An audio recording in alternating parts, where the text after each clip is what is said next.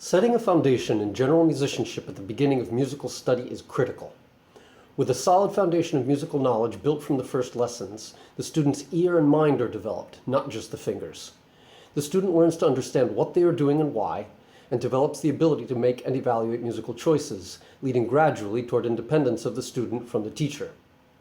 This video, from 2 studio classes at Nicolás Pellón Piano Studio in Maryland, of the same student, first at the age of 6 in 2013, and then at the age of 12 in 2019, demonstrates the natural progression in ability, sensitivity, knowledge, and independence that results from this approach.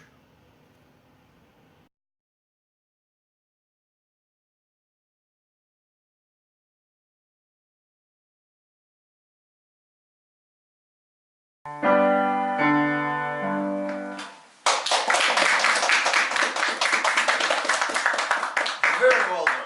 Very, very well done. Let's talk about a couple of things in the second half. You know, building on what we were talking about earlier today, as far as modulations, realize that is the trickiest part of the second half, to bring out what is going on harmonically. It's not hard in the first half, right? It's very easy. All stays in G, just tonic, subdominant, dominant, then back.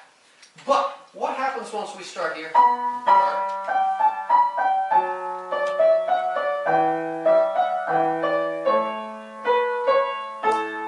Right? If we just play it kind of straight without shaping it, the phrases any differently now, just try to remember what the notes are.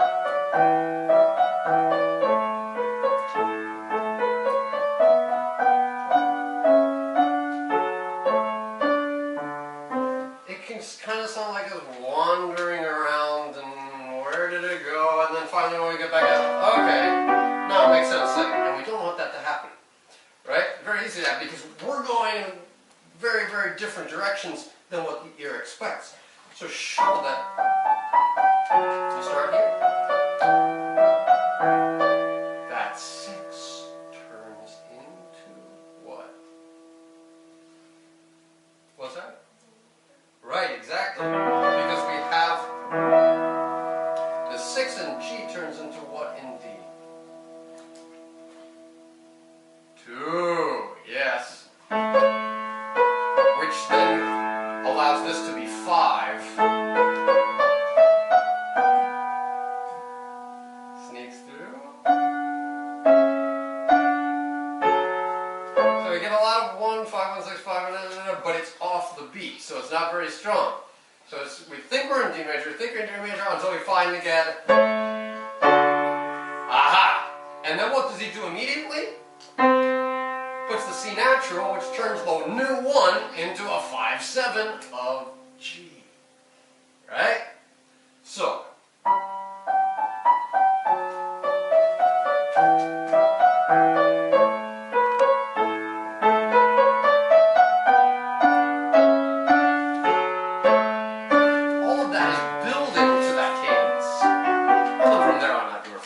start again from the beginning of the second half. Bring out all of that.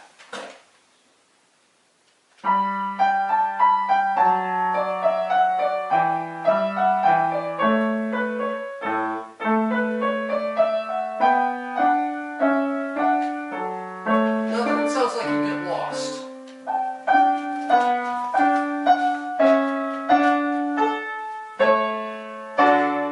Has to drive forward. Right?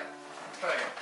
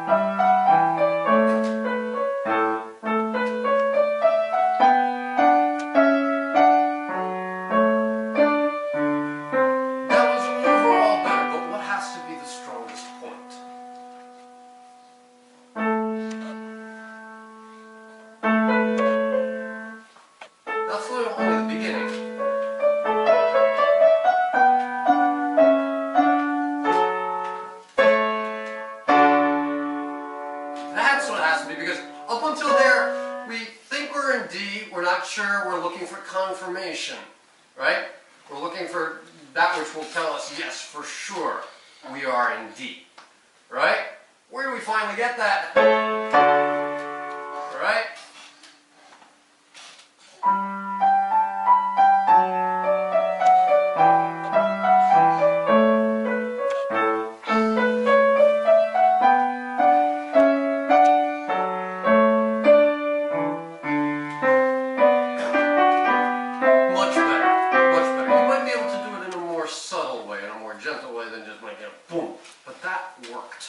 That worked.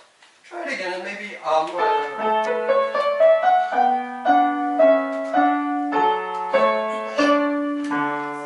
can kind of pace it a little bit more.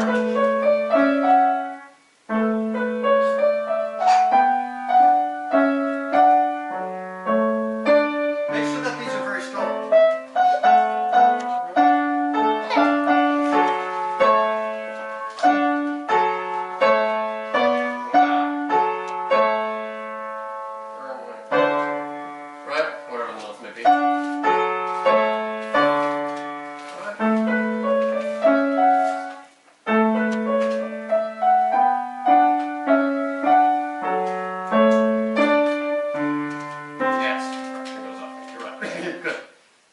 Much more effective, right? Then it carries the ear of the listener much better, instead of sounding, okay, well, something's happening, and okay, we're back in G, right? Don't want that. You want to take us on the adventure, not leave us behind, right? So try again from the beginning of the second half. That was much better, putting all of that together.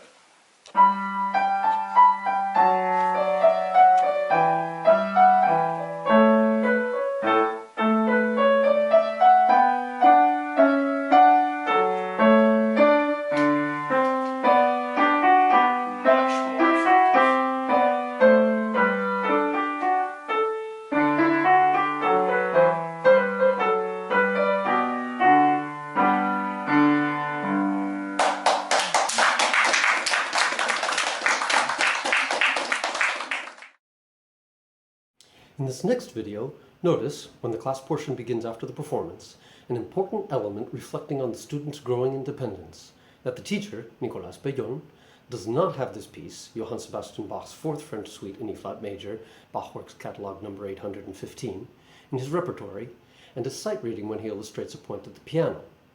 The student has not been taught this piece by rote imitation. Already, at this intermediate level, the student has the independence to be assigned to pick one of Bach's French suites, learn it on his own, and bring it to lessons for critique, help, and feedback. This also illustrates that a student taught with this approach is not restricted to learning pieces that happen to be in their teacher's own performing repertory, and that students in such a studio do not all learn and play the same pieces. As a result, hearing each other in studio class, as here, they are exposed to a wide range of the piano repertory, which augments their own personal study.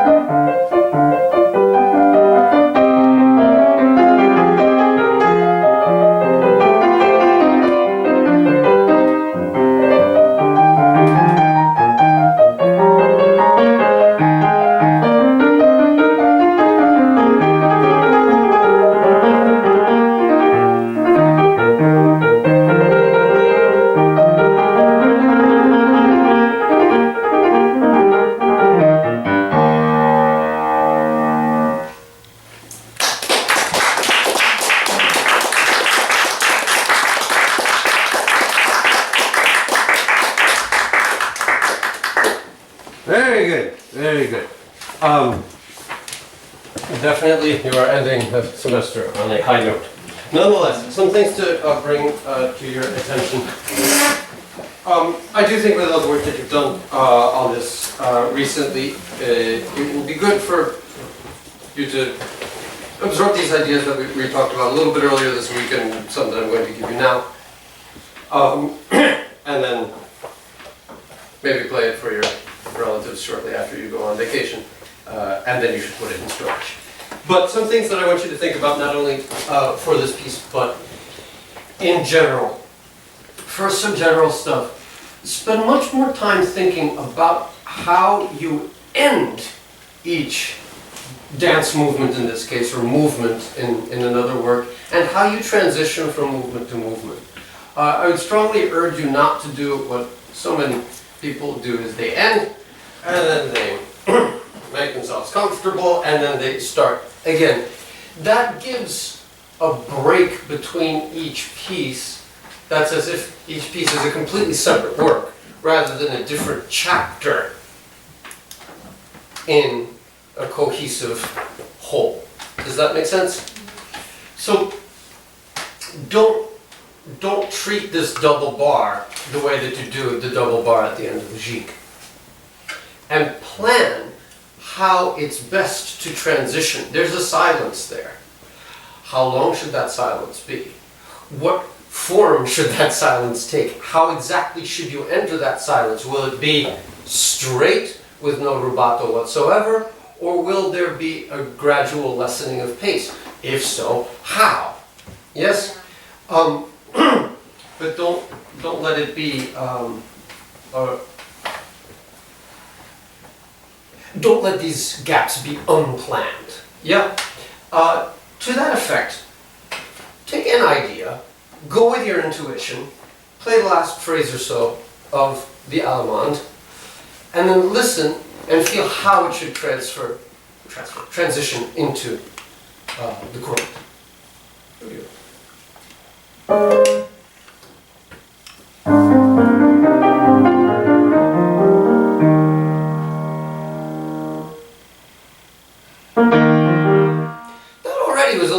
Convincing. Think about what Bach does at the end here, and hopefully it'll come out somewhat coherent.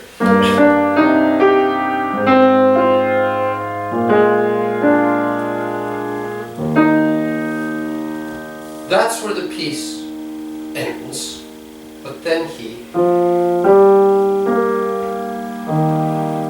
that's all decoration, and you're playing it as if it were just as integral to the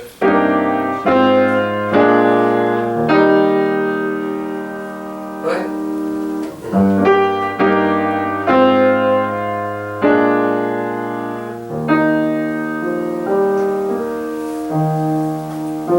Decorate. Be aware that you actually end on the third beat. Try.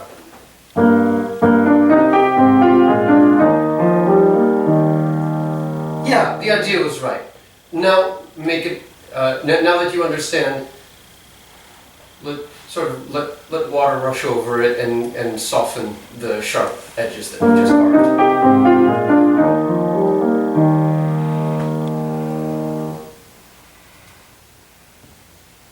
I would urge you to go with your initial thought.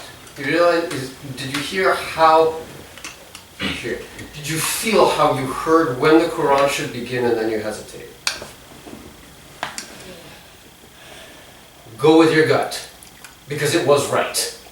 Try again. Maybe also start a little bit before. And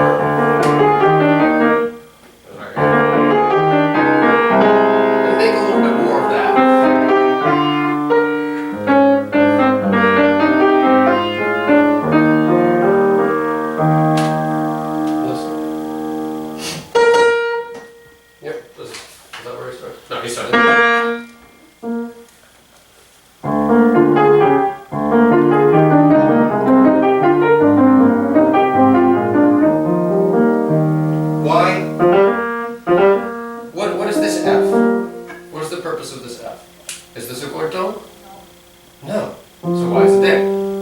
Just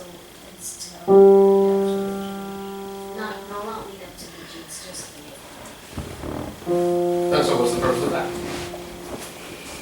I mean, you're right, but what's the purpose of it? To emphasize it?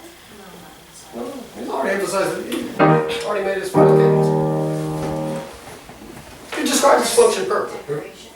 Yeah. Sounds nice, doesn't it? Interesting. So don't rush through it.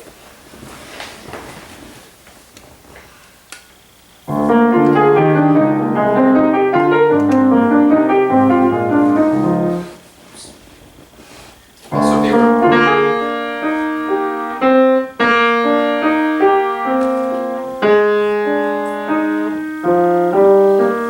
There are two voices here. I know you know that, but you seem to be forgetting.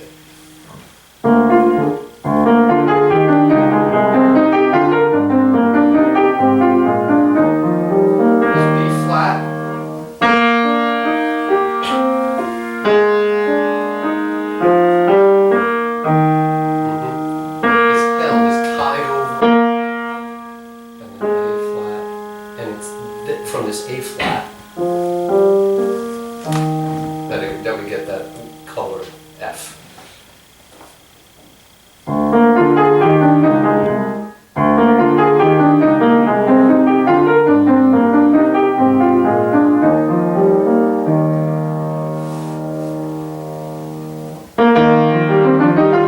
That I bought. Now what you need to make sure that you take from this is not the exact timing that you did right now, but the way that you listened. Does that make sense? And the way you set your radar dish. And be aware that that radar dish will pick up that signal that you felt. I have no idea where it comes from, but that signal that you felt to start the courant, it will pick it up, and it will be slightly different every time. Yeah? Because it has to do with so many factors. It has to do with exactly how you came into it, exactly how the rubato needed to be done in order for the F to be heard as significant, and the other things as well. And so you just set the radar dish. And the second that you feel, now you go for it and you don't hesitate. Yeah. Examine this, examine these transitions from the courant to the sarabande, from the sarabande to the gavotte. I agree with what you did right now going into the courant, that there should be a certain weight, but not necessarily much airspace between. Maybe you'll find a way to do it where it is convincing.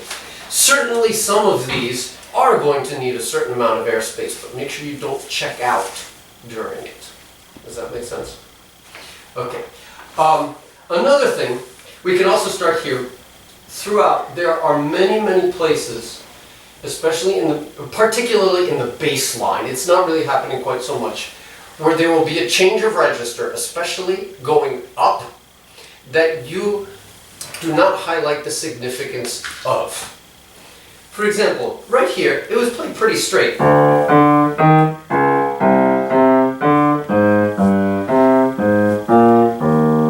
Now, once he gets here, then it's pretty predictable, but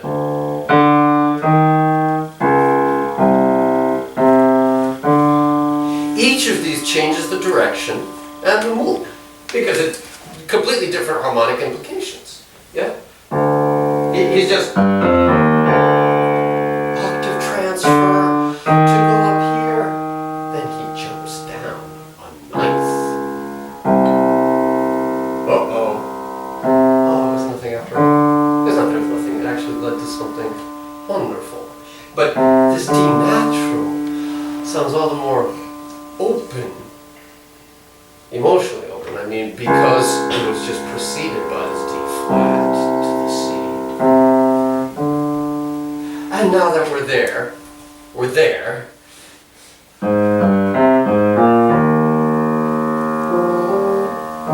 Yes? So, play it just for me just now, pausing between each. You establish the D.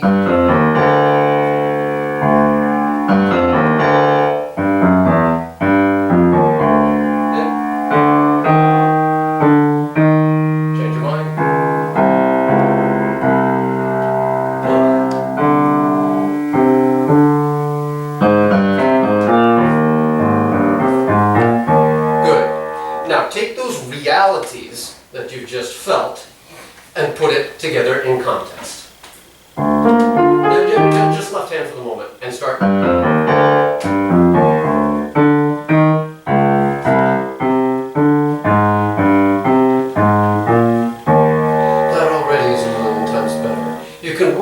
And find exactly what colors are going to best highlight that. But that made sense what you did.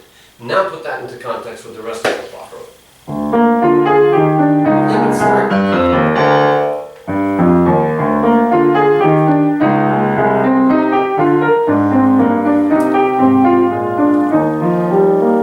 Good. Try again a little bit less clumped.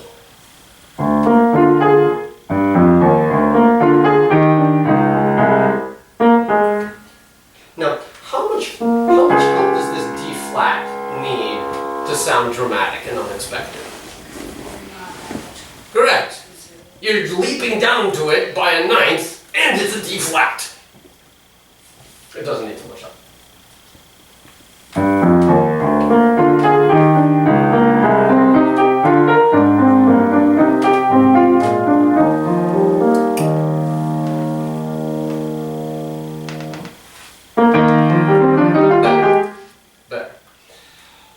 Look for these things because they're all over the place.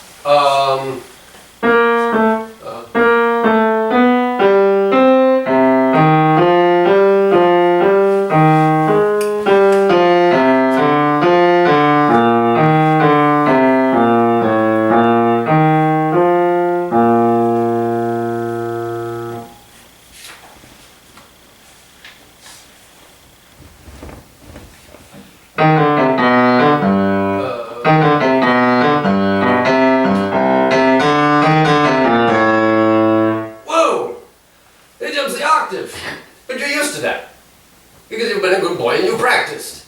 But you mustn't completely get used to that. You mustn't get used to the significance of it. I realize that this is such a key part. There's another big one that isn't actually an octave transfer, but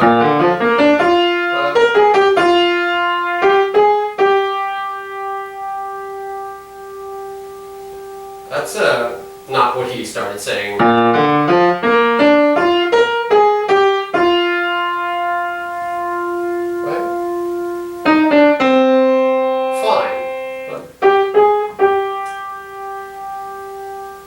That's unusual. That's beautiful. Yes?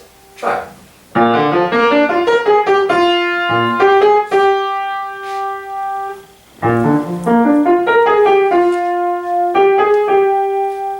Better already. Try again. Get good quality sound on all these. Good. When do you decide to change direction? Exactly when? That's technically true, but can you be a little bit more specific? On 1, 2, 3, 1, 2, 3, 1. And then we have G and Bach G. 1,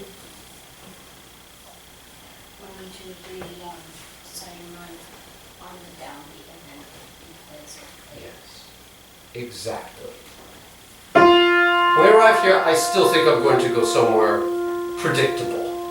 Not that this is completely unpredictable, but it's not our number one choice. And it's at, exactly as you say, on the 2, 2. Oh, let's go here, right? Never let yourself get used to the fact that, never let yourself get so used to what Bach has written that you forget that this is an unexpected and unusually beautiful detail. Try. Yeah, but he does go up. In quite dramatic fashion.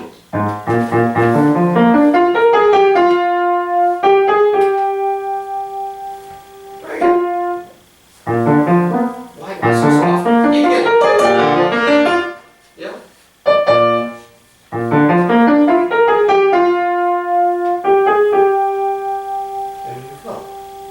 Now make sure that that comes out with everything that Bach writes.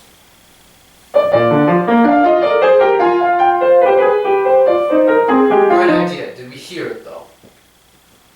No. No. Why not? Because Yes. Now, if you were to play the right hand less, would that work? No. No. So you got to play left hand. Yes. So the same idea as you had, but all right, the right hand's playing, so enough so that it can be heard.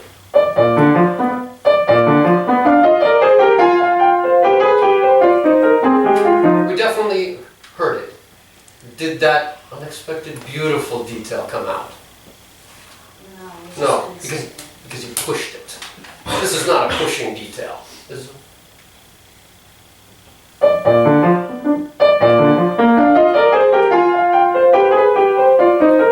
if you punch the G, it's going to come out pushed.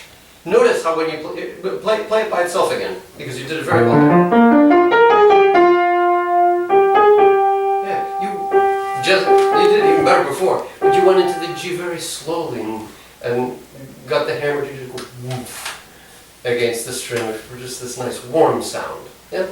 So you still want to do that, you just want to do it with a little bit more weight so that we hear it.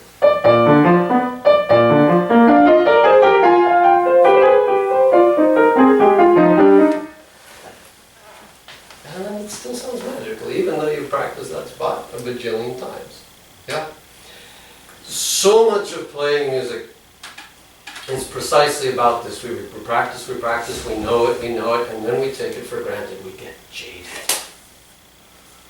And so much of really enjoying life is about working against getting accustomed to these wonderful things, whether it's that little detail in Bach, or someone whom you appreciate, or a beautiful place. Whatever it is, and it does take work. It takes as much work in the rest of life as it does in this detail right here, because you practice it, you see it every day, you hear it every day, many times, because if not, then you forget and you have memory slip. So you repeat, and right, yeah, you go G, G. But never forget that reaction that it gave you the first time that you heard it. You said, ooh, yeah.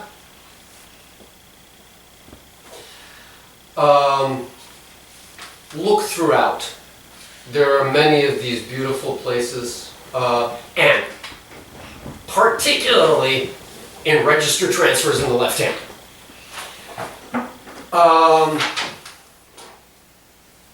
Sarabande was very good. Notice how Bach suggests which you take. And then he doesn't give that indication again. I would suggest play around with the idea of, for example, on the repetition, or,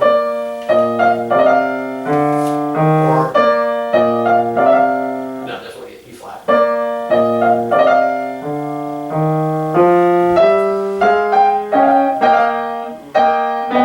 What am I doing? There we go.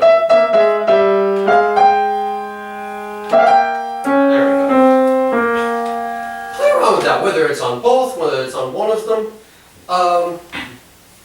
Because it means different things. And to do it bare both times, to me, strikes as a little bit bare. You know? It definitely has a wonderful effect. But for example, if you... I'll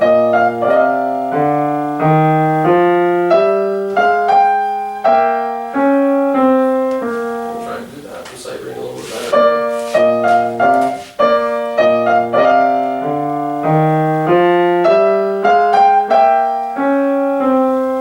That gives the unornamented half note a different meaning. If I do it the other way,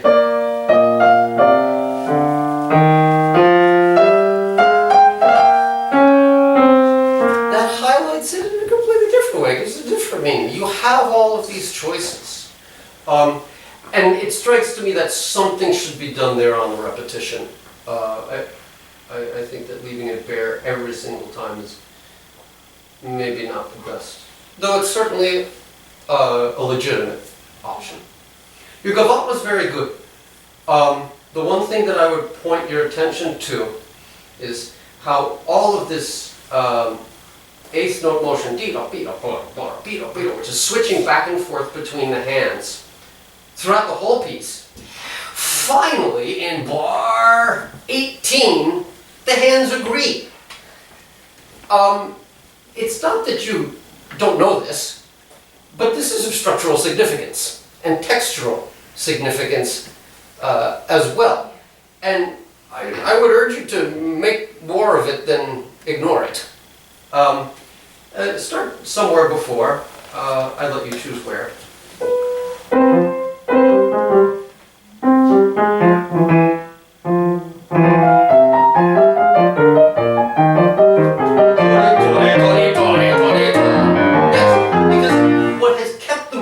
In check throughout is that it keeps passing off, so it doesn't accumulate, it doesn't become too much. Here, they actually line up. I'm not sure if, in the grand scheme of things, they're supposed to. You know what I mean by that? Yeah. I mean, of course, Bach wrote it, it's supposed to, right? But all of a sudden it's out of balance by being together. Bach did that for a reason. Let it get a little bit out of hand. Make us think that it might overflow. And then, of course, it works out okay. Try again.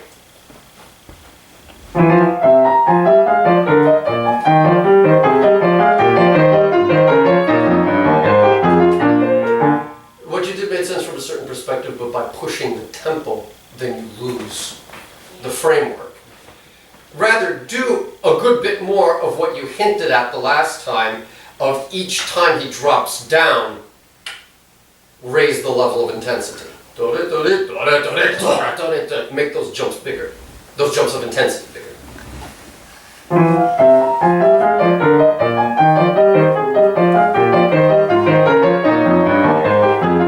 think that's along the right path. I think you could make the jumps even bigger. Play around with that.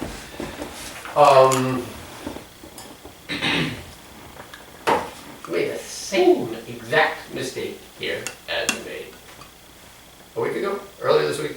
I've lost track of time. You need to work that out. It's a really cool idea that you have here, to invert Bach, what Bach wrote on the repetition. That's perfectly legitimate. If you look at Bach's own ornamentation in other suites, unfortunately it didn't give us much in this one, but he does that sort of thing all the time. I think it's an inspired idea, but if you want us to hear it, you're going to have to do it well. You want to give it another try? Your version of the end. So, Let's start where you want.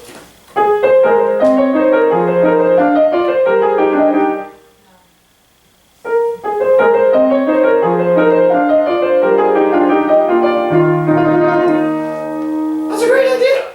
You should practice it. In here, the notes are solid, but you're really pushing. I think this has come about because this spot was giving you trouble before, and you did really practice this. And now you push, but this is not a spot that needs to be pushed. Start. That might actually be the place.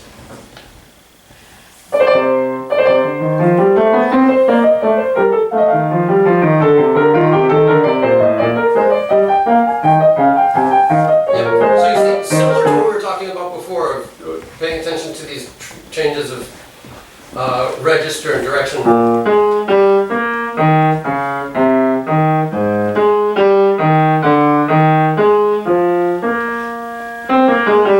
It's not nearly as straightforward as you're making it.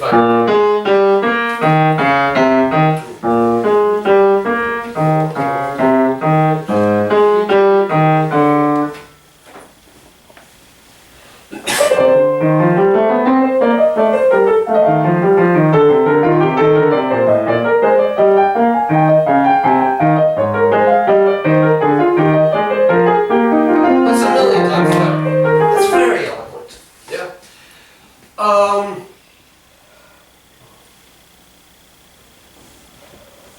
I think the Minuet, well, for the most part, could, if you pay more attention to playing the final cadence of each section with a bit more poise, it will do wonders for it, especially in terms of transition, because it gives the impression a little bit now as this little spot where we take a break between the air and the jig. Yeah. And it's a little bit hard to identify. Why? Because you play it quite well. It's in the cadences. It's in how you're pacing the cadences. Yeah. And then it'll be, rather than this little thing that happens that we have to wait through, it'll be a little breath of fresh air. Breath of fresh air between the air and the jig.